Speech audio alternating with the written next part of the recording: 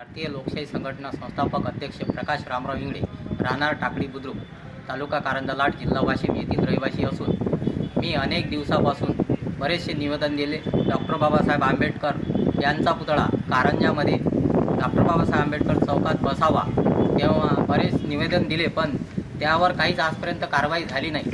त्यावर माझे 2 आमरण उपोषण झाले, 2 आत्मदान तारखा झाल्या, तरी पण त्यावर काही अधिकाऱ्यांनी आणि वरिष्ठ प्रशासनाने काही त्याच्यावर दखल घेतलेली नाही.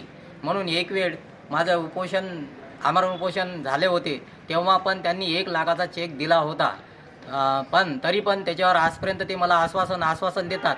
म्हणून मी आत्मदानाच्या तारखा पण 2 फिट केल्या. आता तिसरी तारीख 26 जानेवारी 2024 रोजी 25 रोजी माझं आत्मदान आहे.